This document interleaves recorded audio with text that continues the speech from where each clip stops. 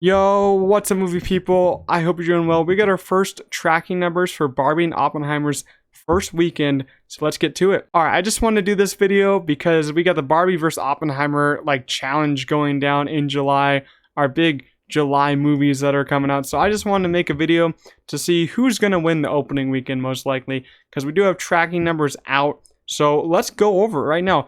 Barbie's tracking for its opening weekend for its range being 55 million to 85 million.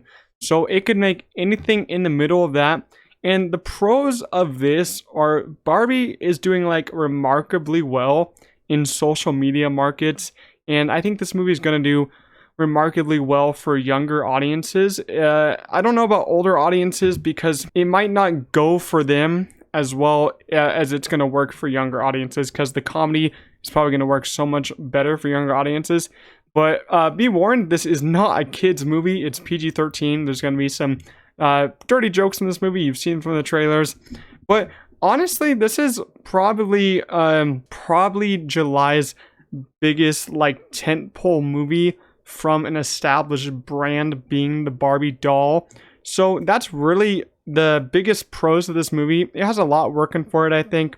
And the cons, I would say, it's kind of hard to tell how well this movie is going to do, because it having a lot of social media presence is pretty good, but who knows if the general audience will show up for it, because general audience is a big part of how a movie performs.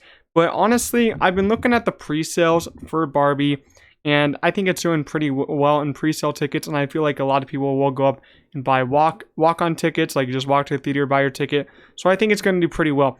So for its range, 55 to 85, I think its opening weekend will be about 60 to 65 million. I think that's the safe bet for the movie, and I think word of mouth is going to take it leaps above that, and I think it's going to make a lot in its final numbers. Oppenheimer, though, is tracking for its opening weekend 40 to 55 million. Its range is a little bit smaller because the tracking on it is a little bit easier, because Christopher Nolan is a director who we've seen a lot of films from, and Tenet was his last one, so it hasn't been that long since we've seen him. And pros of this one, it's Christopher Nolan. Christopher Nolan makes masterpieces. He doesn't really make bad movies. And there's not really direct competition for this movie, because even Barbie isn't competition because there's such different movies. Oppenheimer is literally kind of like a biopic, and there's nothing else coming out that's really like that. And its pre-sales are really good, especially for premium screens. Premium screens for this movie are literally sold out. The only bad thing about that is the other screens are not sold out, because this movie needs to be seen on premium screens, like Christopher Nolan said, because it has its expanded ratio and everything. But yeah, I think this movie is going to do really well in the long run, because this movie, not like Barbie, is for the older audience. I mean, younger audience can go see it still, it's rated R, but older audience is going to be more drawn in because it's a biopic.